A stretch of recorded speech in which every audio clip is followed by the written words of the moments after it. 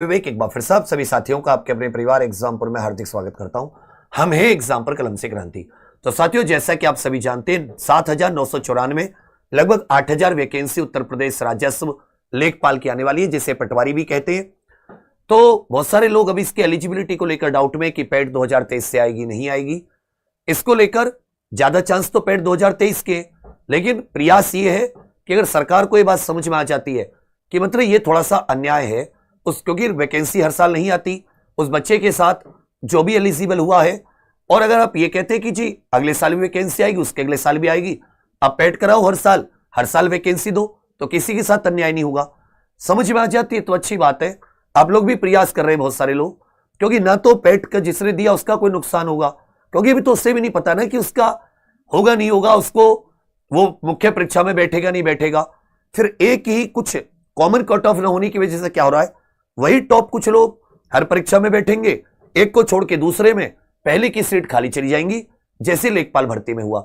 हालांकि अपने लाभ के लिए दूसरे का कोई चीज कभी कभी क्या होता है समझ में नहीं आती है, समझने के लिए इंसान तैयार नहीं होता। तो एलिजिबिलिटी को लेकर अभी साइड में रखते हैं। अभी आप सभी लोग इसके एग्जाम पैटर्न और सिलेबस के बारे में समझ लें। सबसे पहले 7,994 वैकेंसी रहनी है, लगभग आप कह सकते हैं 8,000 के समतुल्य। जनरल SC ST OBC, और इसमें जो साथी एज होती है जनरल EWS साथियों के लिए ये 18 से 40 वर्ष होती है, और SC ST साथियों को इसमें 5 वर्ष की छूट और मिलती है। ठीक है भैया। इसमें मिनिमम एजुकेशन क्वालिफिकेशन 12वीं, मतलब आप 12वीं पास होनी चाहिए। पहले क्या था पैट का स्कोर, इस बार पैट होगा या नहीं ये वाली बात आपको साथी इसके नोटिफिकेशन पे पता चलेगी। इसका जो पेपर पैटर्न है, इसमें 4 सब्जेक्ट आते हैं। 4 सब्जेक्ट, सामान्य ज्ञान जिसे जीके कहते हो, हिंदी, गणित, ग्रामीण विकास और ग्रामीण समाज जिसको ग्रामीण परिवेश भी कह सकते हैं। हर सब्जेक्ट के 25-25 क्वेश्चन, हर एक क्वेश्चन 1 नंबर का होता है, तो टोटल 100 क्वेश्चन 100 नंबर का पेपर। इसके लिए 2 घंटे मिलते हैं। ऑफलाइन इसका पेपर होता है OMR शीट पर, और नेगेटिव मार्किंग 1/4, मतलब अगर आप गलत करते हैं तो 0.25 मार्क्स आपके कट जाते हैं।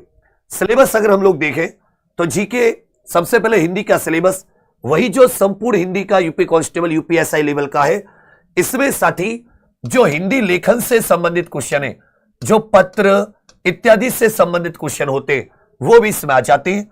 बाकी आपके जो नॉर्मल हिंदी का सिलेबस है वो सारे का सारा, चाहे वो व्याकरण हो चाहे साहित्य हो, ये सारे के सारे टॉपिक इसमें आते हैं। इसका जो मैथ्स है वो इसमें अंकगणित, बीजगणित, जो ज्योमेट्री वगैरह होती है वो सारी चीजें आती हैं।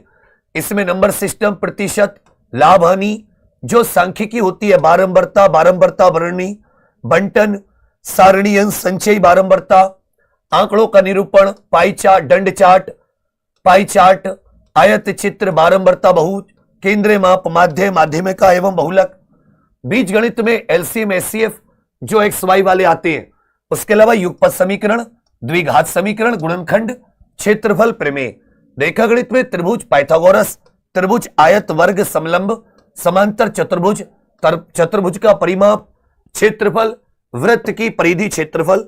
मतलब इसमें नॉर्मल जो आपका सिलेबस होता है मैथ्स का, उससे भी थोड़ा सा एक्स्ट्रा आता है। सामान्य ज्ञान में वही विज्ञान, आपके करंट अफेयर, इतिहास जिसमें भारतीय राष्ट्रीय आंदोलन, पॉलिटी, अर्थव्यवस्था, भूगोल, जनसंख्या, जनगणना, सामान्य विज्ञान के और दैनिक अनुभव से संबंधित जो प्रश्न होते हैं वो सारे के सारे। इसका एक नया सब्जेक्ट होता है ग्रामीण परिवेश, जिसके 25 क्वेश्चन आए थे, और 25 क्वेश्चनों में से 19-20 के क्वेश्चन हमारे सीधे इसमें लड़े थे। इसमें सबसे ज्यादा महत्वपूर्ण जो होता है वो होता है साथी योजना। इसके अलावा इसमें जो ग्राम्य विकास कार्यक्रम भी योजना में आ जाते हैं। ग्राम्य विकास योजनाएं, शोध प्रणाली संबंधित कोई क्वेश्चन नहीं था, बस इसमें लिख रखा है, पूछा नहीं जाता। इसके अलावा स्वास्थ्य से संबंधित योजनाएं, ग्रामीण समाज के विकास से संबंधित योजनाएं, भूमि सुधार से खूब क्वेश्चन थे, त्रिस्तरीय पंचायती राज से खूब सारे क्वेश्चन थे, केंद्र और राज्य सरकार की ग्राम विकास से संबंधित योजनाएं। तो इसमें जो सबसे इंपॉर्टेंट है वो भारत सरकार की अलग अलग मंत्रालय की, जिसमें ग्रामीण से संबंधित, गांव से संबंधित, पर्यावरण इत्यादि, गांव में कौशल विकास, रोजगार निर्मित करने से संबंधित ये सारी की सारी योजना इसकी बहुत इंपॉर्टेंट है। ठीक है भैया। अब इसमें जो एक बहुत अहम है वो है कि क्या ये भर्ती पेट से आएगी या पेट के बिना आएगी, पेट से आएगी या पेट के बिना आएगी। तो इसको लेकर मतलब सब बच्चे भी कंफ्यूज हैं। तो 90% तो चांस, हालांकि मैंने कहा ना कुछ परसेंट चांस है कि पेट के बिना, ये सरकार में बात चल रही है। अब अगर सरकार तक बात पहुंचानी है तो उसका एक तरीका और है, जैसे आप एमपी एमएलए के पास जा सकते हैं। एक और तरीका है कि यदि आप सीएम आवास के पते पर चिट्ठियां लिखें, आप लोग उत्तर प्रदेश में कम से कम 30 सीएम आवास के पते पर चिट्ठियां, इससे ना तो किसी का कुछ ऐसा आपको धरना प्रदर्शन में जाना, आपको सीएम आवास के पते पर चिट्ठियां लिखनी है। उत्तर प्रदेश में आप इतने स्टूडेंट है, अगर आप 1,50,000 1 लाख से 1 लाख प्लस सीएम आवास को चिट्ठियां भेज देते हैं, इसके अलावा आपको कुछ नहीं करना। 4-5 रुपए का पोस्ट कार्ड आएगा, एक व्हाइट पेपर पे लिख देना कि पेट के बिना क्यों आनी चाहिए। मतलब आप अपनी बात लिख देना कि माननीय मुख्यमंत्री जी, मैं उत्तर प्रदेश का युवा लड़का युवा लड़की हूं, इतने सालों से मैं देख रहा हूं, मुझे एक भी सरकारी नौकरी का मौका नहीं मिला, किसी न किसी चीज को लेकर भर्तियों में अटका दिया जाता है। यह एक बहुत इंपॉर्टेंट भर्ती है, मेरी एज के हिसाब से भी है और मेरी हाइट वगैरह भी नहीं है कि मैं पुलिस वगैरह में जा पाऊं। आपसे विनम्र निवेदन है कि इस भर्ती को ओपन जारी करने की कृपा करें। केवल 5 लाइन लिखनी है, कुछ नहीं लिखना। सीएम आवास का पता आपको गूगल पे डालोगे, गूगल आपके फोन में गूगल पे डालो, सिंपल डालो सीएम यूपी सीएम एड्रेस। देखो मैं तुम्हारे सामने डाल रहा हूं UP CM home address, UP CM home address. तो यहां पर आपको उत्तर प्रदेश मुख्यमंत्री जी का, उत्तर प्रदेश की सरकार पर ही, इसमें इनका लिखा हुआ है 5 कालिदास मार्ग लखनऊ उत्तर प्रदेश, या परमानेंट एड्रेस है 361 ओल्ड गोरखपुर, गोरखपुर मंदिर गोरखपुर। तो आपको गोरखपुर वाले एड्रेस पर नहीं भेजना, 5 कालिदास मार्ग लखनऊ। और इस चिट्ठी को उस पोस्ट कार्ड में डालकर 10-20 रुपए का इस पर स्पीड पोस्ट आएगी, स्पीड पोस्ट कर दो, कुछ नहीं करना।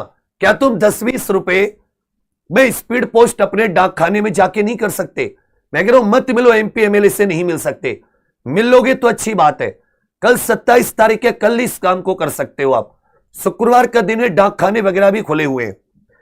ये जाके केवल चिट्ठियां, इनके पते पर केवल चिट्ठियां भेजनी है। कोई गोरखपुर से हो तो वो जो मठ है वहां पर जाकर वहां के जो उनसे मिल सकता, उन्हें बता सकता है, वो भी मुख्यमंत्री से बात करने होंगे। इसमें आप कोई गलत मांग नहीं कर रहे और ना मैं अपने लिए, केवल लाभ के लिए। सच में ये एक ऐसी चीज है कि अगर मान लो किसी का कोई नुकसान नहीं है, बहुत से लोग कि भाई सर आप तो पेट के विरोध में ऐसे वैसे, तो भाई ऐसा थोड़ी ना है कि आप अकेले पेपर दोगे, अभी भी तो आप सबके साथ पेपर दोगे। आप पेपर में जो करके आओगे उसे दूसरा थोड़ी ना हटा देगा, या दूसरे के बैठने से आपका पेपर खराब हो जाएगा। भाई उत्तर प्रदेश कांस्टेबल के लिए 35 लाख बच्चे बैठे, जिसकी तैयारी थी उसका अच्छा स्कोर है, किसी दूसरे ने उसका स्कोर कम थोड़ी ना कर दिया। तो ऐसा ही है।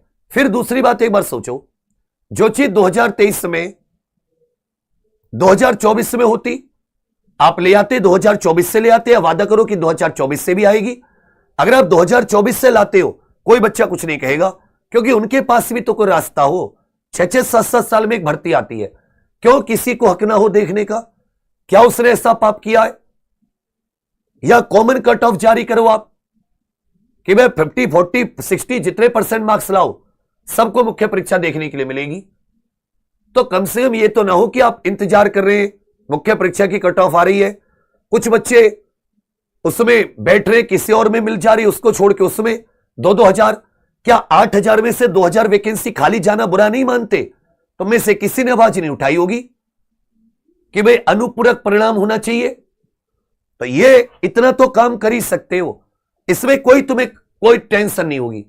पहले भी तो पहले ऑफलाइन फॉर्म भरे जाते थे गवर्नमेंट एग्जाम के, जैसे आज तुम ऑनलाइन फॉर्म भरते हो, ऑनलाइन फॉर्म भरने भी जाते हो ना, ऐसे समझ लो कि भाई मुझे मुख्यमंत्री जी को चिट्ठी लिखनी है, लेकिन 1,50,000 चिट्ठी जाएंगी तभी उसका फायदा होगा। तो बाकी आप सभी के लिए शुभकामनाएं। मैंने इसमें एग्जाम पैटर्न वगैरह बता दिया है, जल्दी इसकी नोटिफिकेशन आपका आने वाला है। 8,000 वैकेंसी है, 7,994, कम वैकेंसी नहीं है, बहुत बढ़िया वैकेंसी है। तो सभी लोग कोशिश कीजिएगा, आप अपने ग्रुप में बात करना कि चलो भाई चिट्ठी लिख देते हैं, कोशिश करना, और कोशिश करने वालों की कभी हार नहीं होती। थैंक यू, धन्यवाद, जय हिंद।